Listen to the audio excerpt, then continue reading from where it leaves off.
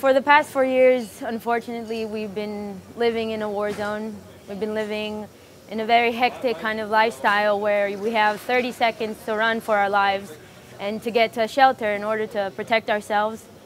And unfortunately, not everywhere we have these kind of rooms, these kind of shelters to get to in the amount of time that we have. And it's really important. It's really important for all the people that live in these rural areas that don't have a place to stay or don't have a place to run to in time to have these shelter rooms to protect themselves. The majority of the smaller country places in the area, in the desert here, don't have safety rooms. They were built before there was wars and we weren't on the front line. There was no danger for us apart from an occasional terrorist attack, which was mainly in the cities, in the central areas. We lived a quiet life. Unfortunately now with the rockets coming in from the Gaza Strip, we have 30 seconds to get to an area which is safe.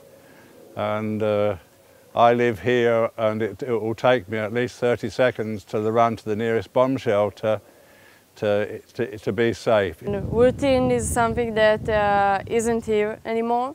It's something that you have to take under account when you go to do shopping or even to visit your neighbor. You have to calculate how much time you have if now there's an alarm, how much time do you have to run to the next shelter or migunit. We live in a countryside, a very quiet area that the children can go outside and have a tour every day and play outside, and now we can't do it. We have to stay near a safe room or near a place that we can go hide when there is a siren. Behind me is the children's playground where you can see that there are no children even though it's the summer vacation. A few days ago we took them for gym exercise to let them play.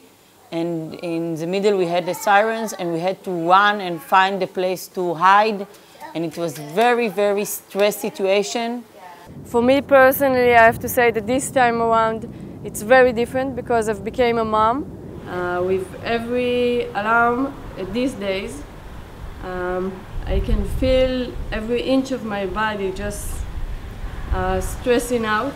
And the first thing that you think about if my child isn't with me is where is he? Is he safe? Rockets have landed in the north and in the south of the kibbutz and the west and in the east, and luckily we haven't had any fall on us. But other areas haven't been so lucky. And it's very important that we have these security rooms that are mobile and we can put them anywhere where there's a large population, or where there's a workplace, or by the children's houses, by the dining room. We have a central dining room where we eat. They're very essential to our safe being and our security. As someone who comes from America and isn't used to this type of lifestyle, it's not even a type of lifestyle, it's a threat to our lives, and it's so frightening to wake up in the middle of the night to this loud siren. You have no idea what to do, you don't have any idea where to go, and you just start running and you look for the closest place that you have. And I once didn't make it in time, and I had 2 dogs and I had to lay on the floor with them and cover my head for my life and pray that I'll be okay.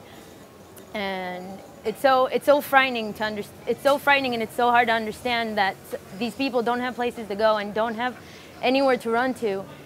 I can tell you that a week ago we went to Eilat, and on the way we just got into the car a few meters from here. An alarm started. And all of us just ran from the car to the next migunit because it was the closest thing that we had.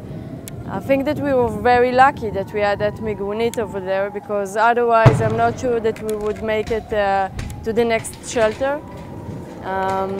It's very difficult, it's very tense, and it's something that I don't wish for any mom or dad to experience.